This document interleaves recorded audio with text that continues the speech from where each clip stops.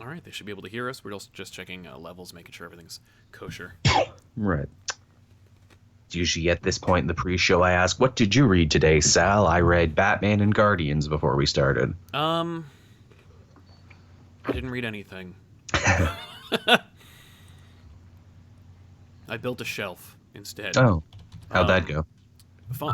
Smoothly. Yesterday it was terrible, but I had to build 2 identical shelves for a secret project over at ComicPOP. I was going to say, is that a set thing or just a home thing? Maybe if people hang out with us on Friday, they'll find out.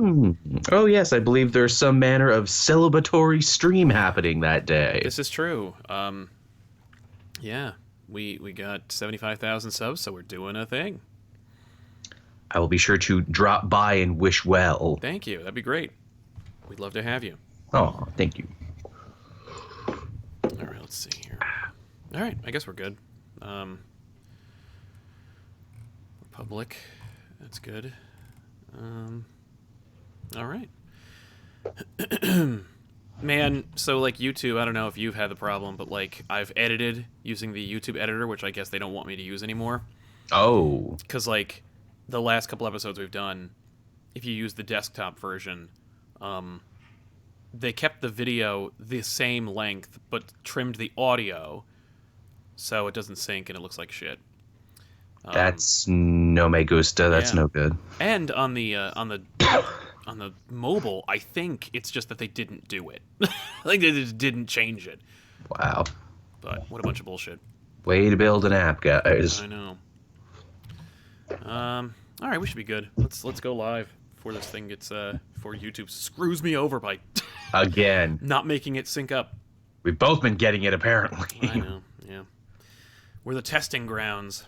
Clearly. The under 100,000 club gets they test us out. It's like testing out products in the Midwest. It's exactly like that. Hey, do you guys want the mega leg? Is it supposed to be this big? No. All right, let's do it. Hello, everybody, and welcome to the Elseworlds Exchange. I'm Sal. And I'm Joel. This is a comic book and pop culture podcast where we take topics from the world outside and apply them to our scrutiny and discussion.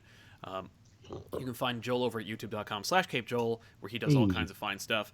If you want to participate in this show, you can always use Super Chats, which help out the show and help me keep the lights on and the heat going, which is much appreciated. Today's topic is ripped from the headlines, and by headlines, of course, I mean the Twitterverse. Declan Shalvey, whom you might know from his work on Moon Knight, the backups of a couple of big Batman books, and currently he's the artist on the Return of Wolverine miniseries. Yes. Shalvey tweeted the other day about creators not being paid by publishers. To specifically quote the tweet, he said, Please do. "There's certain newer publishers out there who have not been paying their creators. Notice, creators are openly talking about this amongst themselves for months. You are a hair's breadth away from being exposed as a result. Ruined. You need to rectify this issue immediately." And then he goes on and on about it, and then a bunch of other creators kind of chime in about like the problems with being not paid by smaller publishers. He also goes on to reiterate, and this is something that bears reinforcement, that he's not trying to hurt any other publishers, and he especially believes that smaller press publishers need to exist in order to keep everything kind of kosher here in the comic book world. It is like, the more places artists and writers and inkers can go to work, the better. And it means that, it makes for a healthier industry if there's more options. Exactly. Just like having independent creators in the film industry help keep Hollywood artistic in some way. Same with music, even same with wrestling, too. You need different companies. Every creative expression needs the independent creators and needs an outlet for those independent creators to express themselves creatively. And so it really sucks when those outlets screw over creators. There's no other way to put it. People are being screwed over. Now, pay your creators, pay your damn creators. Now, and I don't want to get into talking about specifically which publishers, because Shalvey didn't want to talk about it, and he didn't want to point fingers, and we don't want to hurt those publishers, especially if they produce really good stuff, and we want to keep them employed. However, if you Google it, or if you look up any of our sources in the description box below this video, where you can find the tweet and also an article about it, you can draw your conclusions. And you can probably piece it together. Some publishers have actually gotten ahead of it because they've had problems with this in the past, and so they have pledged to resolve these issues and have paid their creators in full by this point. Good. But it got me thinking about making anything creative, but particularly in comics and film and whatnot, and getting screwed by either the entity that provides a platform or by the creators themselves. Happens all the time. Happens way more times. And it's happened to us a number of times. I don't know about you, Joel. I don't know if how specific you want to get into it, but I thought we'd share some. We'd swap a few war stories about getting stiffed. Because it does happen, and you think with YouTubers where it's like, oh, there must be some kind of protection there for you guys. No. Yeah, no. That's true. In fact, I would say there's less protection for us because it's like, well, what am I going to do? Get a lawyer over this? Nah. Well, it depends, and that certainly has come up. So before we get into our own specifics and also the ramifications of not paying your creators and the inside baseball that Shalvey kind of teased a little bit, because I do want to talk about the industry a little bit as well. We want to talk about the super chats that are happening right now. We got two payments from an anonymous individual who retracted their message. So thank you very much for that. Thank you, Anonymous. Yes. Joshua Wright says, here's a couple bucks for being awesome. Well, thank you very much, my friend. Appreciate it. Congrats on 75K. That's right. This channel hit 75,000 subscribers not too long ago, and so as a result, we're doing a big old thank you live stream on Friday, the 25th of January. Join us around 3 p.m. Eastern Standard Time till whenever Ethan has to leave, and then we'll be doing it up. It'll be a lot of fun. Can't wait for you to get my package with a GBU set, toys, and some dark chocolatey goodness. Well, thank you very much, man. And Adam Azamoah says, hey guys, how are you doing? I'm doing well. Joel, how are you doing? Always pleasant. Excellent. Sal, when are you ever going to do the second part of the Ultimates, Ultimate 2 and Ultimates 3? More Ultimate Universe stuff in the future. Got a package coming your way. Well, thank you very much. It's just simply hasn't been time to talk about it. Like, it's just... I haven't had really a good opportunity to really cover it. And the diminishing returns on Ultimate Spider-Man kind of like make me a little gun shy about it. But when are you gonna do the bad ones, Sal, is what they're asking. When are you gonna do the two bad ones? Yeah, we do when we really should. Like, I would love to talk about like more. Like, people think that Ultimatum is the book that Jeff Loeb ruined the Ultimate Universe. No, he had the writing was on the wall long before that. It was a steady decline into shit town. Exactly. So thank you very much to everybody down there and throughout the show. But so yeah, in terms of what Shalvey's talking about, I have certainly known a number of creators in my time who have either been shortchanged or kind of stiffed completely, straight up stiffed by publishers. Now, here's the interesting thing: you'd think that like DC and Marvel and Image, for that matter, have their shit together and that it never happens over there. The fact is, like, for the most part, it does not happen. They'll find every reason to not pay you if they can. Oh, absolutely. But they're pretty good about taking care of whoever they put in their employ, mostly because they have, A, done it a long time, and B, have safeguards in place to prevent any of that kind of thing from happening. There's never going to be a circumstance in which a Marvel book, straight up Marvel, and I'm not talking about ancillary titles, I'm not talking about when Marvel was going bankrupt, and I'm not talking about, like, spin-off things like the manga-verse or anything. I'm just talking about, like, if you are on a Marvel book, you have been put through the ringer such that by the time you need to be paid, you will be. At the very least, you won't be surprised by how much you get paid. They don't want anyone going on Twitter and being like, Marvel screwed me, or DC screwed me, or Image doesn't pay their creators. No, they can't have the bad press. They work very hard to protect that. And in fact, that's how most companies, like strong companies, or even just like companies that have their shit together, operate. They have those systems in place, usually protected by what's known as, and you know this term, a contract. Good old contracts. Contracts are your friend, though they aren't a guarantee of protection. No. They are, at the very least, a promise of protection. Got to read that fine print. The fine print is of course that old bear trap, but like when it comes to a contract, it doesn't hurt to have it looked over and to have it like scrutinized, because it's about mutual protection. I've rarely heard of a circumstance where people get screwed over and there was also a contract in place. Yeah. I've seen people try to weasel out of their contracts. I've seen acquisitions of companies who had an ironclad contract and the larger company tried really hard to get out of it, but because the work was put in at the front end, they got a big old payout in the back end. And while they weren't able to do the thing they were contracted to do, they got paid as though they did. That's why that's there. And there's a lot of situations in my life I can say, I wish I had an ironclad contract in place and not a handshake agreement or like a my word type agreement. Because, I will always stand by those, other people not so much. And that's the thing. And here's the other thing about the verbal agreement. I never trust a verbal agreement simply because I can't afford to. And because I myself have not been able to live up to a verbal agreement, because sometimes you're at a convention or you're at a show or you have a lull and you can commit to something, and you say like, yeah, it sounds awesome.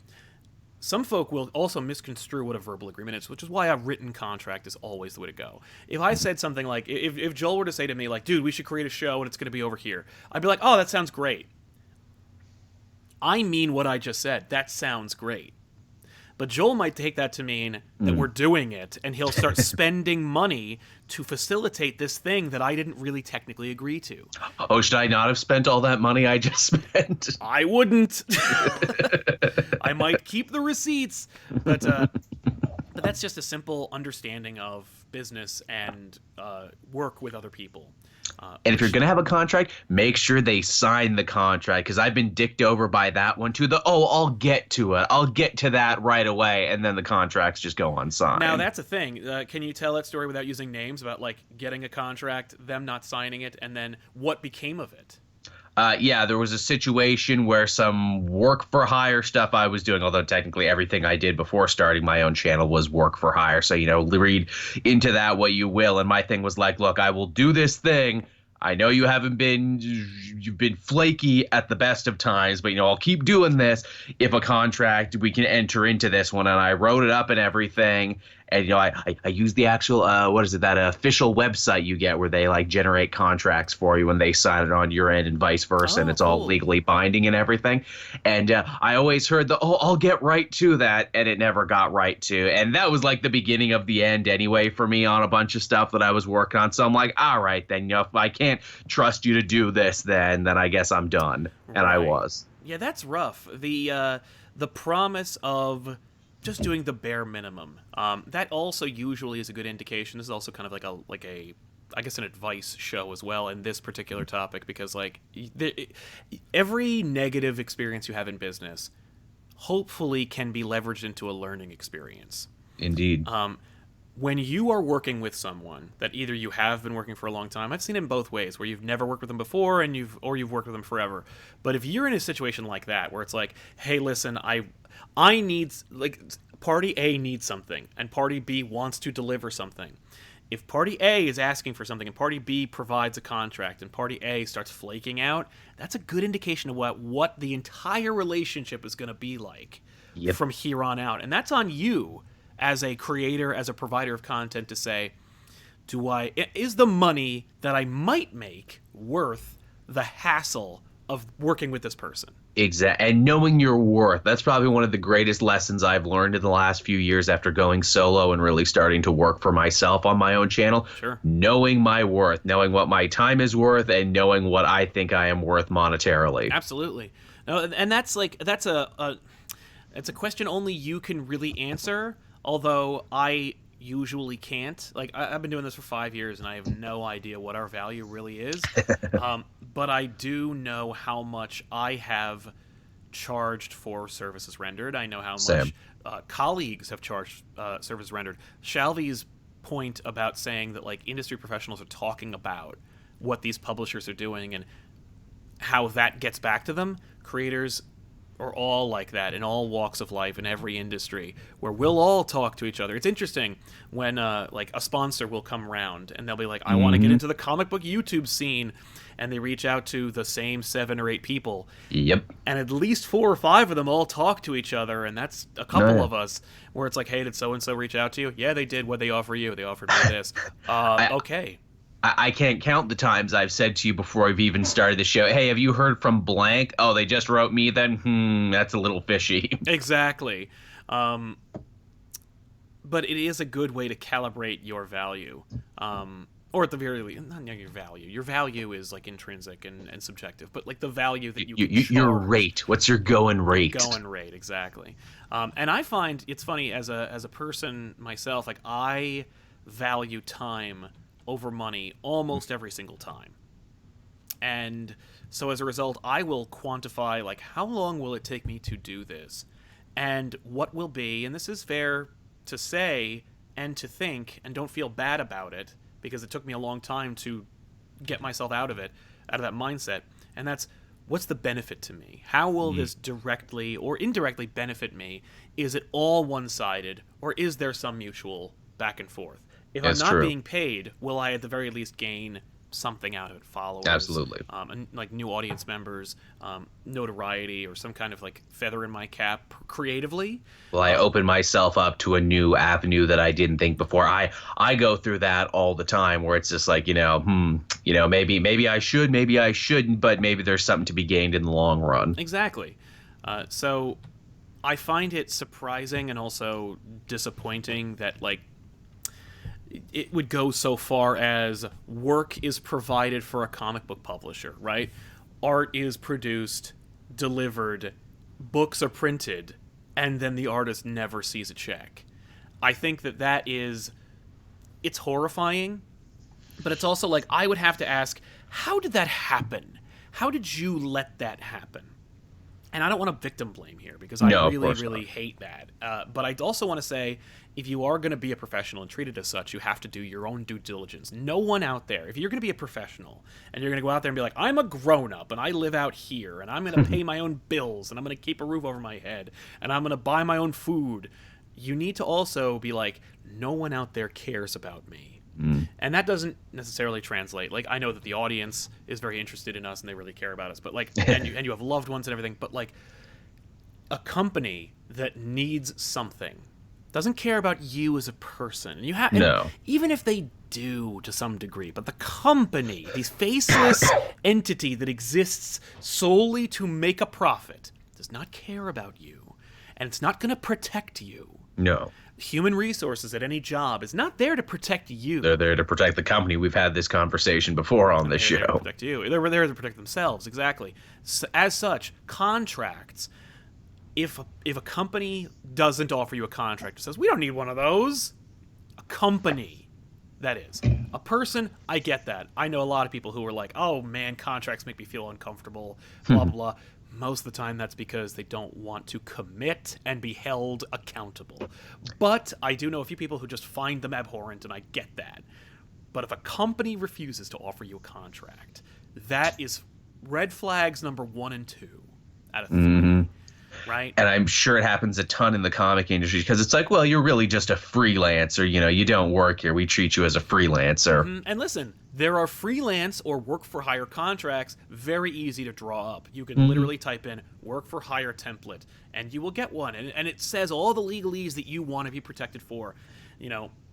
We'll talk more about that and being stiffed and how the protections helped to cover your ass a little bit in a little bit, because I do have a story about work for hire contracts and how it's like how you can structure your arrangement such that you don't lose a friend or you don't screw over somebody who could be a potential future colleague. Yeah. And those protections are there for that. But I find that I find that crazy that like a comic book publisher that's been around for a year or so, maybe 2, that has produced award-winning or nominated books that have industry professionals working at the editorial level stiffing creators. Yeah. That is like, if you're ever in the situation where you could pay someone else for the work they did or yourself, always pay them first, because you can't sue yourself. Yeah, exactly. That's how it works. And some people don't get that common sense. Right. Well, also, like, you're trading on your value and your reputation. And if you gain a reputation of like, not, it doesn't matter if they can't see how screwed up everything is in your crappy office, right? If everything's like the roof is caving in, everything's being outsourced or desperately done on like a crappy iMac, you know, like they don't see that shit. All they see is the work is appreciated, it comes out, and they get a check. They're not concerned with how it looks. You can operate like an unprofessional as long as you professionally pay your creators. But you have to do that because that's at the end of the day, companies don't care about you. They're interested in the bottom line. But so are you. Yeah. As a creator, you are interested in the bottom line. You're producing work, and that's always like rewarding and valuable, sure, whatever. But you're doing it for an end result. And that's the thing, too, you know, in a world of artists and creators and everything, you find that interesting little line between commerce and creativity. And, you know, it's a very interesting dynamic. Yeah, it's true. Jumping back into the super chats, Dan Lane says, your favorite spider from Edge of Spider-Geddon. I don't know. I guess Spider-Punk. He was pretty great. Spider-Punk. It was the first and only one I think I read, and I loved the hell out of Spider-Punk. Agreed. And Heartless Fang says, there was a 99-cent sale on Comixology back in 2014. An ignorant fool that I was, I bought every issue of Future's End out of curiosity. Does that count? I don't know what it would count towards, but you wasted 99 cents. I'm sorry. Per book. You wasted a lot of money. But hey, I guess you can like read along with us if you watch our episode of Back Issues on it. That'd be kind of fun. Those covers were nice, if nothing else. Yeah, the covers were nice. They look pretty good. So, yeah, companies screwing creators. This happens every day in some way or another. I saw an interesting tweet the other day from Patrick Zurcher, who did the covers. Who did the covers for Future's End, but also apparently very disillusioned with DC because he did a bunch of work for them and like editorial / some other body he didn't work with kept coming back and being like, change this. And that's another thing that happens. Yeah. One of the things I saw was actually a brilliant image of Superman, like in the unfortunate New suit, but it's still in the Superman. And he wanted to like do this kind of like Chris Reeve evocation where he's like, he has his arms kind of like back and he's just kind of like flying up. And they're like, no, superhero pose, arm in the front. And like he did this comparison. And he's like, that's a full redraw. And, you know, when you work with an artist, usually if the artist knows how to do that, has done a bunch of them before, an artist will say you get a certain number of acceptable changes you can make to the art without having to pay more. Right. I guarantee you that was just if you want the page in the book, just redraw it full top to bottom, like redraw it. Like all you're doing is changing the arm. No, I'm changing the structure of his entire body. If his arms are here and then it's got to go here, everything changes. But yeah, but I've seen that happen where like companies try to take advantage or try to push a little more. And once again, that contract is there usually, and the more specific it is, the better protected you can be. That's happened for me a bunch too. You know, when I'm working with app companies, which is kind of a necessary evil. When you're on YouTube, you know, sometimes I need a little extra rent money that month, and I might not always do it. But, you know, there was one situation where a company's like, oh, talk about our app on here. And I'm like, okay, I don't normally like doing this, but this looks like something I could see myself using. And they're like, okay, well, we want you to make a profile. I'm like, that seems like a little much if I'm just telling people to use it, but I'll do it. And then I did the thing. They're like, yeah, we want to run it on Sunday. Okay, here it is Sunday. I sent it over for your approval. They never wrote me back about it. I'm like, okay, well, I'm running with it on Sunday then. And they're like, yeah, we would have liked you to include a little bit more information. Could you redo the video? I'm like, no, it's already up. It's already a thing. And I already downloaded your stupid app.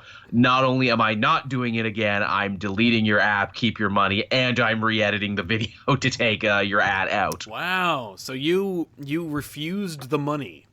I refused the money because they were jerking me around, saying, don't say you want it Sunday, then go radio silent all weekend long after I've sent it to you. That's really bizarre. And I've seen it a number of times where if you're providing work for YouTube, not for YouTube, like the company, but for YouTube videos, if you're a YouTuber making work, I've seen a lot of people request videos for Sunday, a very much a not work day. And for me, I'm like, yo, if you're going to ask me to work on a weekend, you're paying weekend rates.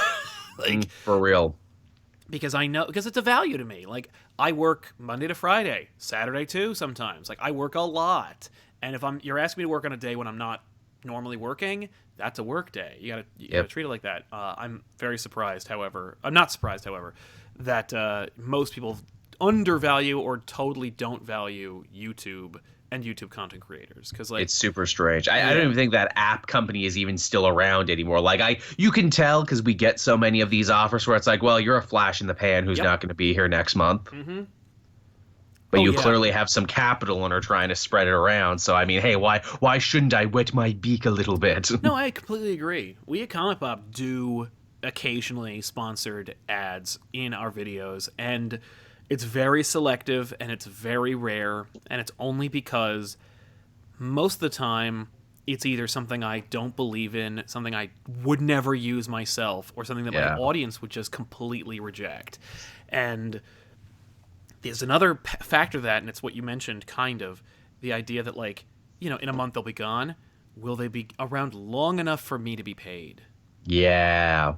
Because I've certainly done a number of things like in our videos, and you can go back to like year 1 and 2 of ComicPOP to find them, where we've done like sponsored videos or like, hey, try this out, and seen zero return, zero like help, and it dates/hurts our videos as a result. Yeah. Oh, like, yeah. Hey, remember this great video we did and has this stupid tag in the front of it? You know, it's rough. But I will say, I don't think I've ever been stiffed by an advertiser on YouTube. This was the only one. Everyone else I've worked with has been pretty solid. They were the one. Yeah. I am waiting to be paid for a big advertiser, and it makes me nervous every time that, like, there was an expectation, and then, like, 3 weeks, a month later, there's nothing. Yeah. Thankfully, it's being handled by a third party, so I actually don't even have to think Oh, about that's it. good.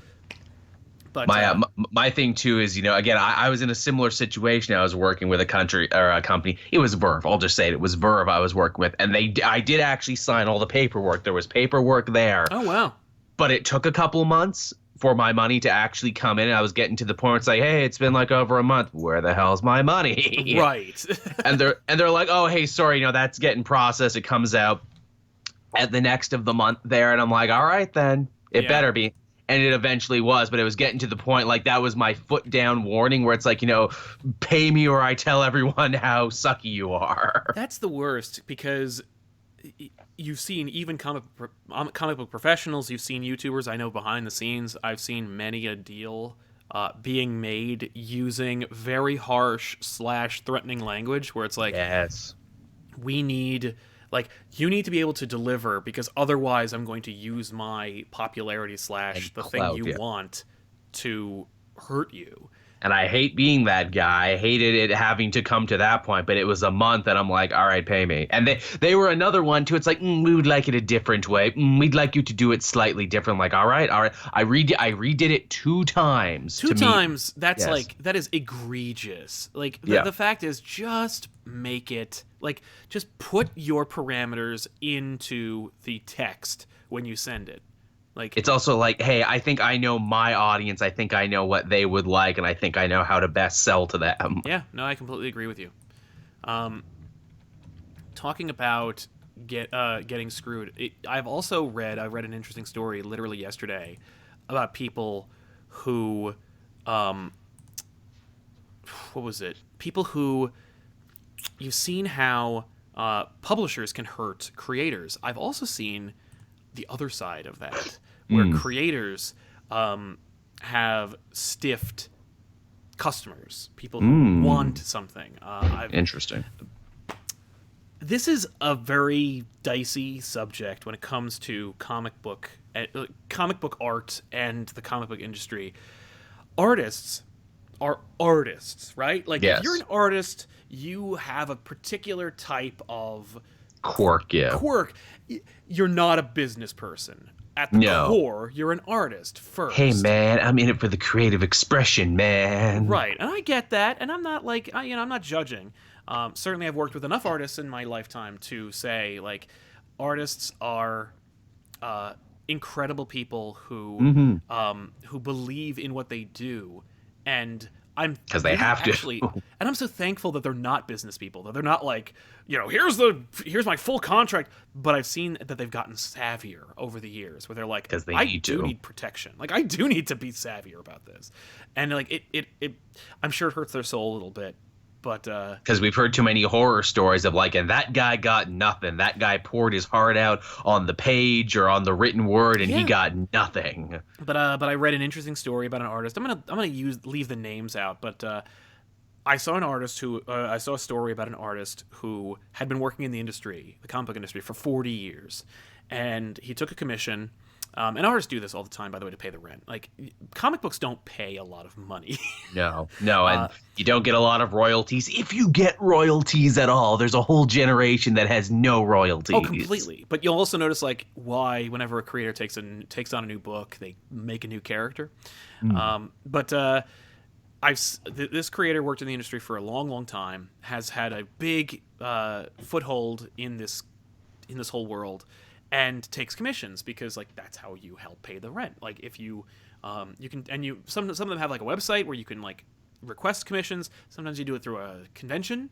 It's why so many of them go to conventions. It ain't all fun and games for them. They're coming to work. And that's the thing, like conventions are crazy because like people want us to go to conventions all the time, and I want to go to them because I love conventions. But Same. like I'm not an artist. If I make a video, like most folk don't want to watch a video about me being at a con. So if that's how I make my money, true. then I'm not going to make any at this con. Whereas if you're an artist, I'm gonna go answer that phone. okay, yeah, deal with that. But when I'm at a convention, I talk to artists all the time. Like artists are there for the most part to do work, to create, to draw something for a number of people. And it's interesting, actually. You can actually reach out to these artists and say, like, I'm going to be at this show. Can we do this ahead of time? But that's a whole different topic. My point being, artists make most of their money through conventions. And so, as a result, you know what? I'll tell Joel this story in a minute. But for your benefit, artists will take on a number of commissions when they're at a show. They'll set up basically a sign-up sheet where you're like, this is how many slots I have left. So make sure to get here early and sign up. And then basically that person locks it in and says, like, I'm drawing this much stuff for this many people for the whole weekend. Which is why whenever you go to Art Alley, they're always doing this. Like, they're always buried deep into some kind of, like, sketchbook or big piece because they're working on, like, 20 to 30 commissions. Which, 20 to 30 commissions at, like, $100 to $500 a piece, not bad. It's like a good way to make some scratch. But this creator that I'm talking about worked it out through their website.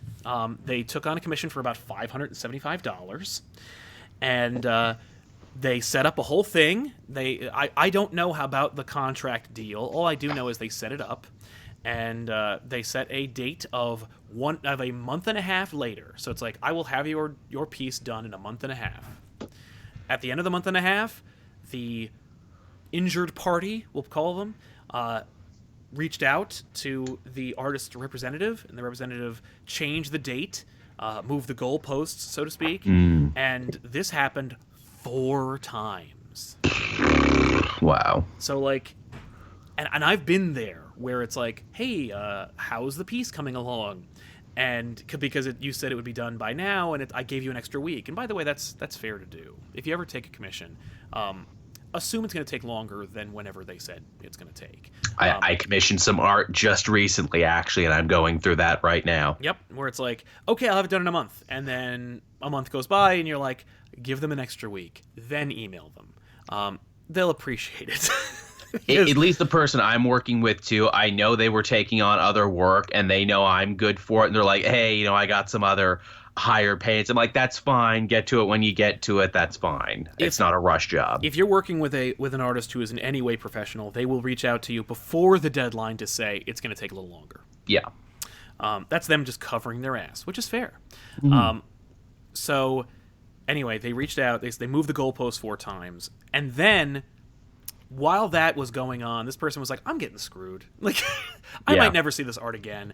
I can feel the hosing happening. This happened to me, and they moved it to the point where it never happened.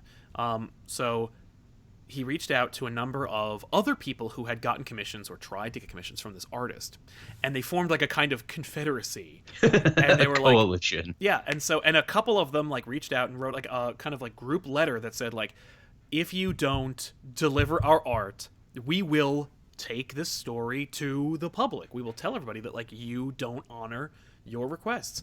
And by the way, everybody did everything wrong. The person who was injured paid full price all up front right at the beginning. Never pay full price. No. Never. What you do is you set up a contract.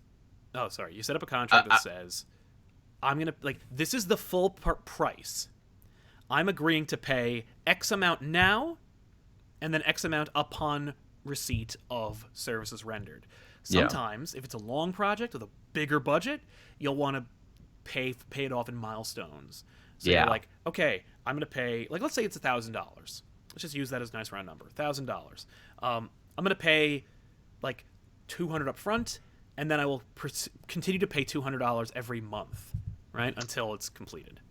My father, who worked in the trades, drywall, taper, his whole life, still doing it. That's still how he gets paid, in installments at milestones. Right? That's how it works, or how it has worked. And it's not a bad system, because then if they screw up or they screw you over, number one, they're on the hook for less money to pay you back. And if they flake out or disappear, you have lost less money than you would have if you paid it all up front. My dad actually had some pretty funny horror stories there from the trades. He said the two jobs you never wanted to take doing freelance construction for people, you didn't want to have to work for a cop and you didn't want to have to work for a biker, because if they just either of those groups decided not to pay you, what were you going to do? Right. And I'm like, Jesus Christ, that is terrifying. Yeah, what are you going to do? Yeah, that's scary. But true. By the way, Preston Bryan says, if we as an American society really understood knowing your worth, I think our society would be very different. Yeah. What do you think? Yeah. Oh, yeah. I think that's true of everyone. I think that's a big cultural problem across the world, people not knowing their worth. I think it's a double-edged sword. I mean, there's also people who, like, overinflate their value. A lot of that. There's a big problem with that. The people who greatly over-exaggerate it. Yeah. So, you know, it's a double-edged sword, but I think it's more like it's just the old Abe Lincoln quote, be excellent to each other and party on, dudes. Like, that's, if people were just, like, not out to screw you, if it's like, I would like this, I will pay you this. Okay. Like, I think that's all let's start there. Let's start with just, like, being people of our word. Yeah, radical honesty. Instead of playing games. Like, it's always it's always a freaking game. It is, and it's always a roundabout. Yeah. So they reached out to the injured to the representative of this artist and said, like, we're gonna screw you over, which is like mutually assured destruction. I'm not gonna. I have already accepted my money's gone. But when you get there, it's already too late when you're at the mutually assured destruction state. Yeah. And sure enough, about a week or so later, the injured party received their art. Oh. The art was a drawing of the character they asked for, blowing them a raspberry, saying patience is a virtue. Wow. They also spelled virtue without a T. That's a punchline. I was like, wow. Then the injured party reached out to the representative and said, I don't know anything about that. The artist sent that themselves. There's a signature from the representative on the customs form for the art piece. So, like, everyone's a liar. It's all bullshit. Wow. That is just a comedy of... I'm not even going to call it errors. It's just a comedy of pettiness. Now, here's the silver lining to the story. This story was shared on a message board that is populated by a number of professional comic book artists. And I will not mention the name of the artist who was the dick. But I certainly learned that lesson and was like, I'll never work with that person again. Like, I'm never going to get anything signed by that person. I will say this name, John Byrne. I know that guy. Showed up in the chat and said, here's my email address, send me your mailing address, and I'll send you something worth $500. Wow. What a good dude, John Byrne. Like, holy shit. So, cool story. And you know what it is? That's like, this is my trade. You know exactly where Byrne was coming from. This is my trade. This is my industry. I make my money now, since no one's hiring me to draw anything at Marvel or DC right now. Oh. Which is too bad. I'm making money by drawing shit. And if this guy poops in the punch bowl and fucks up the whole landscape for the rest of us. Yeah, just like it reduces all of our stock. I produced a book on Kickstarter. It was a book called Garth Kirby and the Cookbook of the Gods. I've heard of it. You may, if you are a very long time viewer, you may have actually contributed to the Kickstarter. What you don't know is that was the second Kickstarter. No, wait. I'm sorry, you didn't. You did not contribute to the Kickstarter. There was no second Kickstarter. Here's the deal. It was in the early days of the Kickstarter. We set up the whole thing. By the way, if you're interested in Garth Kirby and the Cookbook of the Gods, go to Comixology.com, find the digital version. It's by new comic artist Victor Bogdanovic. It's his first comic book ever. Anyway, pause for purchases. I think it's a book. So we created a Kickstarter where we're like, we want to get an artist. And by the way, I'd set up all that in the front, where I searched for artists. I selected an artist. I worked out the arrangement. I set up a work for hire. We set it up for milestones, set up the page rates, got it all set up, then put out the Kickstarter. Reached the goal, barely, and funded the book. Now, here's what we need to do. Send the artist the money in installments. We had it all set up. We had a good system in place. The artist comes back to me after never delivering the first milestone. Eventually sends out something resembling the first couple of pages. This is not Victor Bogdanovic, by the way. Yeah, I was gonna say. I'm just the original artist, the first artist on this book. I was gonna say, is he throwing Bogdanovic under the bus? Bogdanovic rocks. Nah, he's cool. Cool dude, and great to work with. He loves to ink his own work, by the way. So we worked that out. Things seemingly were back on track, but we were a month behind now. And then his computer broke. His computer broke. This guy is a public figure. He had been on a prominent YouTube channel at the time. He used his real name. I assumed, incorrectly, that there's no way that he could be lying and full of shit, because I would ruin him, right? If this came out, I proved that he was full of shit. So obviously his computer broke, and I want my book. I got to get this book done. So I paid the next few milestones ahead of time so that he could go buy his new computer. He bought his new computer, presumably, or didn't. And the reality is he probably didn't have a computer problem at all. By the way, had the dude's cell phone number, knew him personally, had all this information on him. So weird that he would think, I think I'll screw him over anyway. But this is all things that I thought protected me, right? Not just the contract, but also, having all this information about this person, who I still haven't mentioned, by the way. This is years ago now. Long and the short of it is, I never got work back. I never got a book. I paid him practically in full for a completed comic book, and he never paid me back. That sucks. And it went to, it got to the point where, we were sending, I believe he might actually be, a sociopath.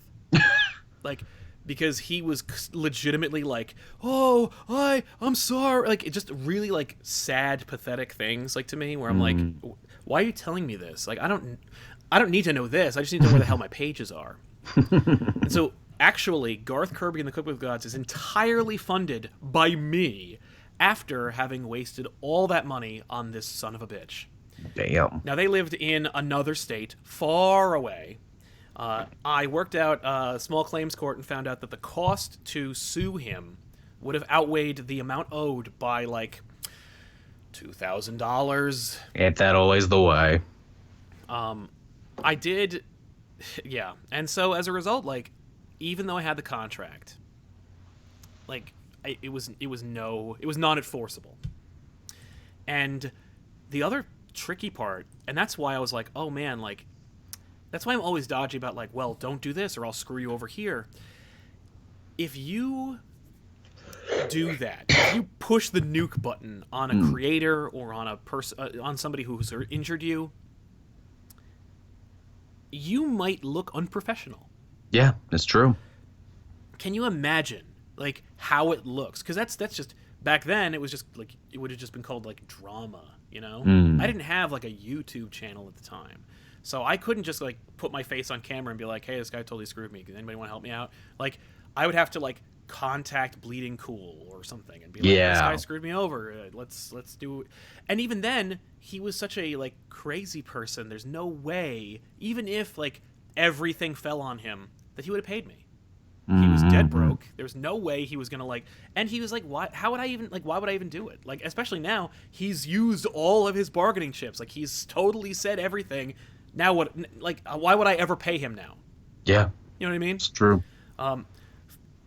That is a horror story that I bet is told 1,000 times. It's why I did the whole like. Oh, yeah. That's why I did a whole series on Elseworlds about like how to make your own comic book and just protecting yourself. That's why I always suggest milestones, and why if anybody says like, you should like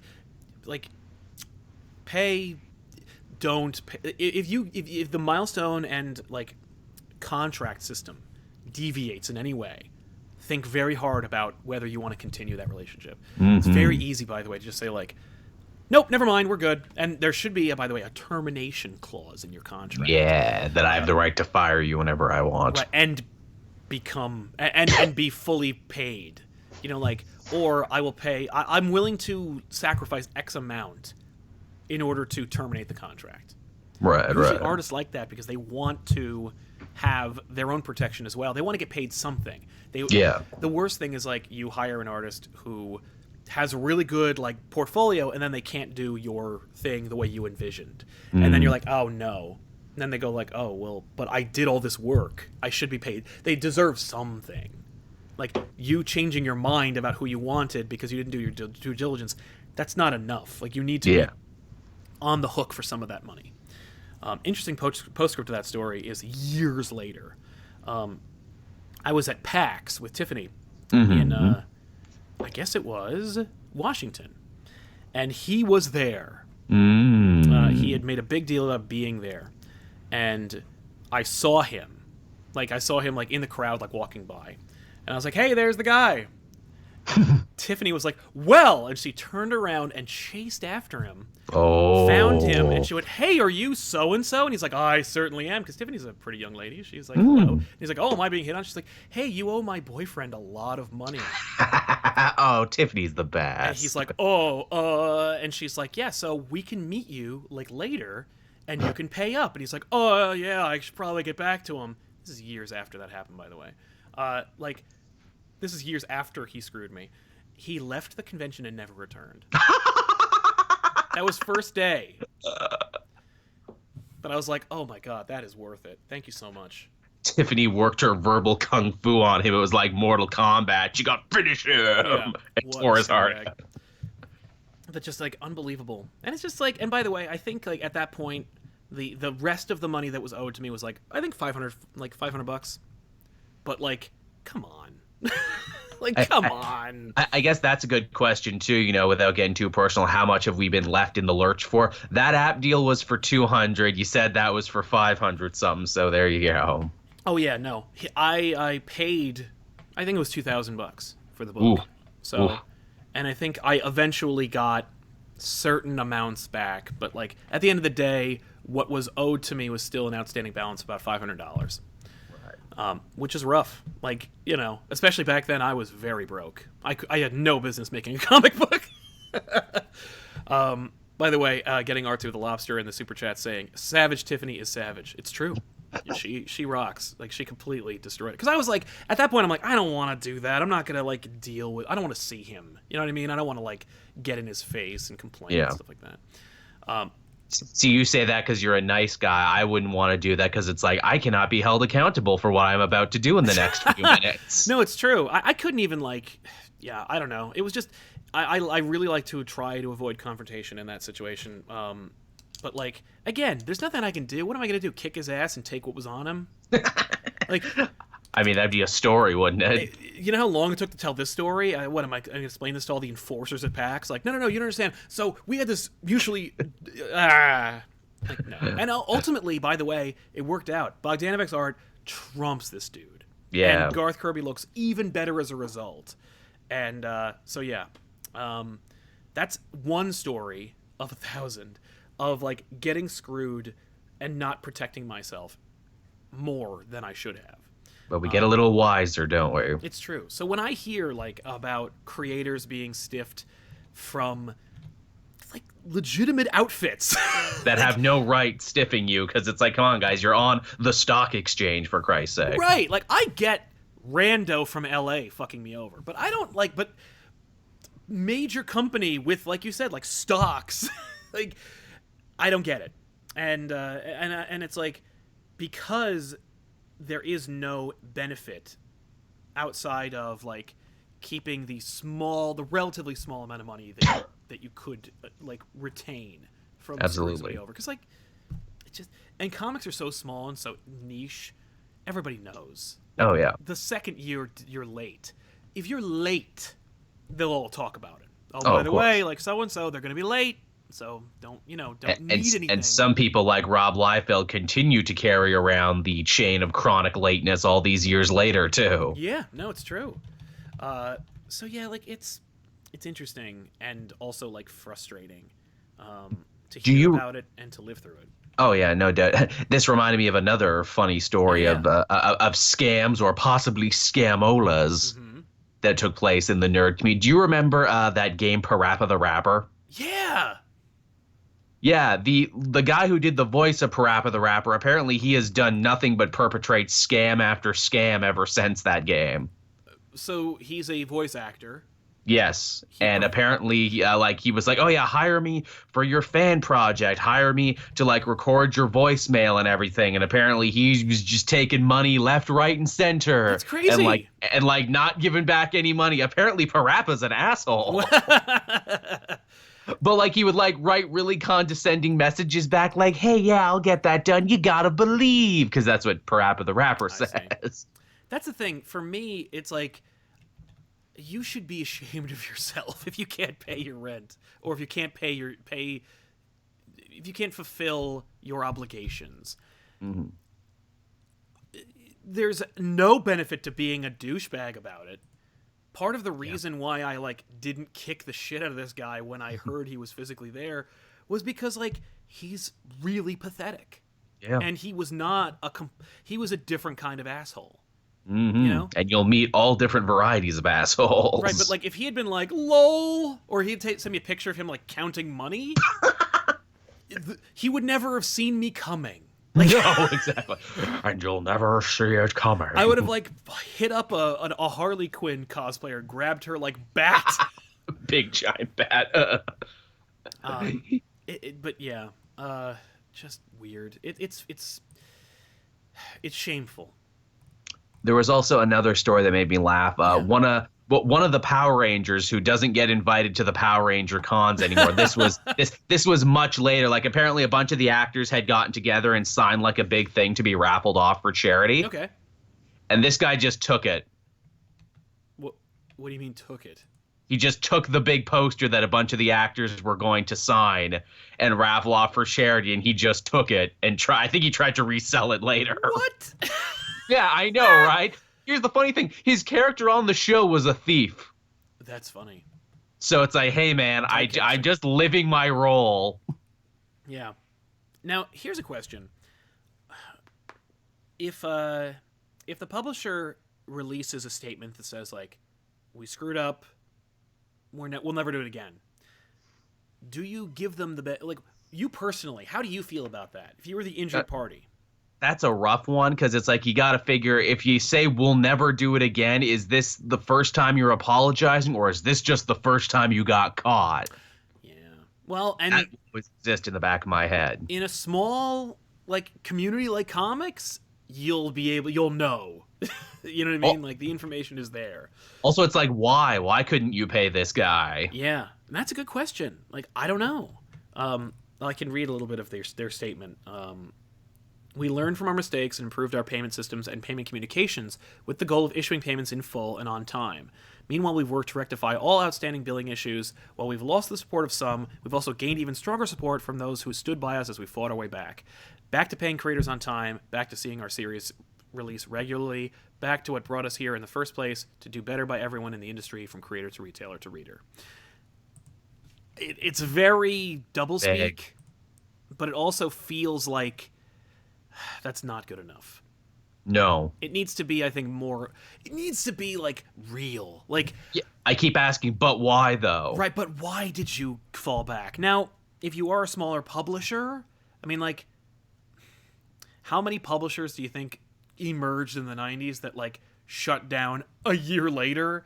There are More than a few. Like, and it's because costs are unimaginable. Like, you don't even know how much it costs and how little return you're going to get for making a comic book company. So I get that.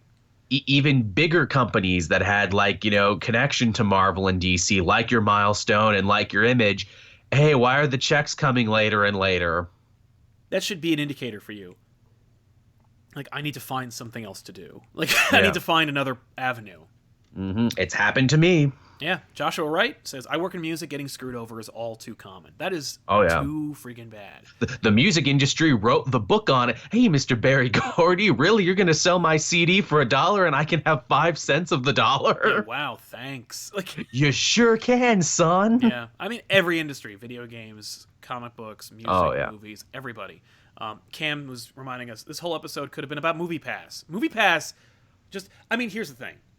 Unsustainable. Oh, yeah. Like, and I was almost going to sign up, and when I found out that it was like, they send you a, like, paid credit card, and you use the card, I'm like, no. I was like, nope, that is not legit. And then immediately after that, it fell apart. Again, we mentioned the video game industries there. The voice actors famously went on strike there because they were getting paid such a pittance for all the work they put in for it. And, these things are selling billions of copies, but they're like, it's just not sustainable enough to pay you voice actors more. That's such horseshit, but it's also like, you know how much you're getting paid up front at the very least. It's not like they showed up to work, they recorded their lines, the game came out, and they were like, hey, and when do I see some of that? At least they do get up. There should be a rate for that. And at least some sort of bonus thing for the work that they put in for that, where it's like, okay, now we need 37 grunts and 37 jumping sounds. Yeah. Well, that's the thing. Like, we heard Kevin Conroy talk about, like, how much he had to do and how many different alternate versions of what he had to do and how it's like, ugh. And that's for the main character. I can't even imagine what it was like for all those, like, all the nameless dudes who were like, there he is! And also, too, actors, as we see many a times, pulling double, triple duty in one show or one game, where it's like, oh, let's get a John DiMaggio up in here because, he's really good. He can be our main character, and he can be the several background schmucks, too. Oh, yeah. Well, that's like a thing in voice acting, where it's like, you are usually expected to do double duty. Yeah. So that's, I guess, it. I mean, I just wanted to kind of, like, shine a light on the injustice that takes place, and kind of also provide a cautionary tale to say, like, yo, do everything you can to protect yourself, and don't ever feel bashful or don't feel bad about trying to protect yourself. Because it's the hardest lesson you'll ever have to learn, but you'll be thankful when you learn it. And you'll pretty much learn it once. Yeah. Because I have worked with dozens of artists after that one experience, and they've all been successful. What's that old saying? Once burned, twice shy. That's right. Getting Arts with a Lobster back again says all the double takes on Red Dead 2 where you can tell they recorded separate lines based on distance to the character. Yeah, that's insanity. With Spider-Man, where it's like he did a full gamut of like all the dialogue and then all the dialogue while he's exerting himself. Again, if he wasn't getting paid extra for that, he really should have been. I agree. But I mean, like, that's part and parcel of the job. It's what they ask you to do. If you don't know that, you should do your due diligence. But, like, in terms of working with other creators and being a creator yourself, contracts to your friend, always put as much... Because here's the thing. I've also done things. Like, I remember I was reached out... We had another comic book or comic series called Horseman. and we were reached out by a comic book publisher who I think still exists, who reached out to us, and they're like, we want to publish your book. And I'm like, okay, finally, let's do this. And they sent me a contract, and the contract was like, we own it all. We can replace you and your name as the creator of the work. It was buried in like 25, 30 pages of contract, but like that was the end result was we can take everything you own, change it to the point where it doesn't even look like the thing you made. And I'm like, this is a real publisher. Like, is this how it's done? And I sent them a counter contract, which I spent the weekend drawing up with my mom, who was a lawyer. Oh, no, really? Yeah, so she helped me out with that. But super cool. Yeah, I don't usually use her services, but it's invaluable to have a lawyer on retainer like that. Yeah. But we drew up a contract, a counter contract, where it was basically like, you keep blah blah blah, basically like no, and they didn't ghost me, but they might as well have. The response, literally, so I said, thank you so much for your offer. Here's our counter contract. Please have a look at it and let me know, and we'll come together and come up with a new contract that is a compromise between the two. The email that I got back said, we are withdrawing our offer at this time. Good luck. I was like, holy shit. What a miserable bastard. Like, oh no, if I can't irrevocably change what you did and own, then I don't want it. Like, fuck you. That's funny. But like I said, like, that's also one of those things. I was desperate. I was broke. YouTube was not on my mind. I had no plan. And I was desperate to have any kind of like notoriety or like some kind of thing that I could call mine and create and put out in the world. And I still said no, because I was like, well, what do I have after this? There's nothing here. Same deal when I was selling that book, when it was self-published, we went door to door to comic book stores, and we're like, I did a print run. I'm like, do you want to sell this book? We'll put it out in your store. I'll take like 70% or something like that. Prezi Eddie 40 says, just got out of class. What did I miss? The show. But you can always watch it later. It'll be here for posterity. But I gave 15 copies to every single store. They all sold out, and out of like 5 or 6 stores, 2 of them never paid me. Like, they didn't give, and because I remember going back and being like, hey, how'd it do? They're like, oh, it's all sold out. And I'm like, great, where's my cut? And they're like, one of them said, oh, I didn't know that we were supposed to give you a cut. And then like basically said, go away. And I'm like, why would I do that? And the other one just like ghosted me. One of them is like a bigger store. The other one doesn't exist anymore. So, Geez, and you wonder why people say comic stores are inhospitable places. Oh, I know. Mr. Roboto says, idea crowdfund, get rights back for Ultra Force. Nah. Yeah. I think for who? For me or Sal? Do we have to write Ultra Force now? Right? Do we? Yeah, we own Ultra Force. All right, I guess that'd be kind of fun. That almost sounds like something of a punishment, where it's like, okay, now you have to write Ultra Force. Yeah, you own Ultra Force now. Do something about it. Here are the 20 people who remember it. I don't know. Make it short. Make it digital. Make it like Injustice, I guess. Yeah, exactly. But then again, that's my pitch for anything. If you give me any IP, make it like Injustice, make it short, make it digital. Yeah. Marvel owns Ultra Force, I think. Right. Cam says, Sal the Starving Artist has a ring to it. Thanks, Cam. Thankfully, I ain't starving no more. And those days are not fun. Like, I'll tell you this. I love making comics. Comics are in my blood. But this is way more fun. Like, this is way more beneficial.